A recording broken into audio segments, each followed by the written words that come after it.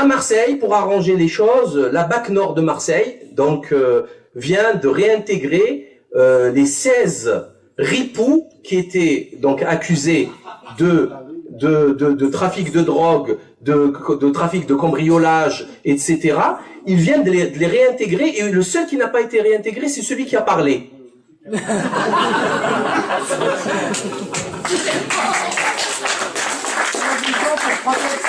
Moi, depuis cette affaire à Marseille, je ne vois plus les faux plafonds du même œil.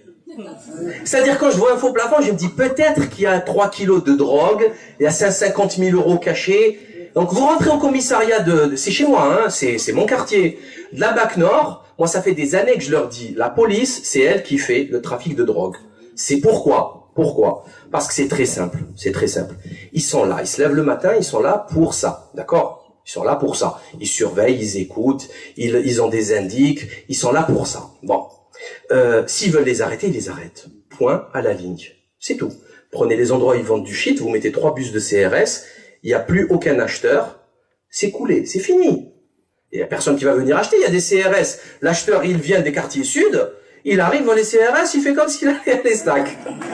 Il va aller boire un café, direct. C'est fini, ça s'arrête là le business. Non, ça continue. Donc je l'ai toujours dit. Alors, il y a mon ami Farid qui m'a raconté tout à l'heure une blague. Je plaisante pas, hein. Il y a un dealer qui se fait arrêter, qui se fait courser par les flics. Il se sauve, il jette le paquet de drogue et d'argent.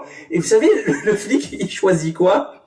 Il prend le paquet. Il court pas après le dealer. Je vous jure, c'est vrai. Il prend le paquet. Il court après le paquet. Il sait qu'il y a, d'abord, c'est tous des drogués. Ils fument tous.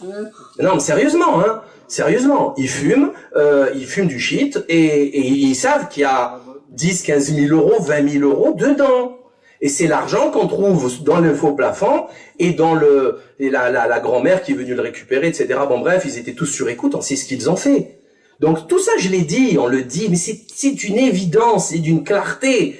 Parce que sinon, en fait, ils existent ou pas, c'est la même chose. C'est quoi leur but dans la vie? Enfin, leur objectif, c'était d'arrêter la criminalité. C'est un échec total. Je sais pas, vous ramenez un constructeur pour vous monter une maison, vous lui donnez 500 000 euros. Au bout de 20 ans, il n'y a toujours pas de maison. Vous attendez toujours les fondations.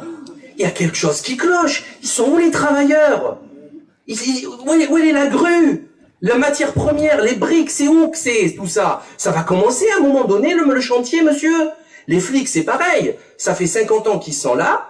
Ils sont partout, ils sont nombreux, ils ont les moyens. Ils peuvent mettre sur... Écoute les gens, ils payent des indices, il y a des protocoles, etc. Et il n'y a jamais eu d'amélioration dans le quotidien des gens. Ça veut dire, ou ils sont complices, ou ils doivent être dégagés d'ici, manu militari, d'abord dégradés dans leur grade parce qu'ils sont mauvais, médiocres et imbéciles, etc. C'est la moindre des choses, il faut constater l'échec. Non, réintégrer. Merci.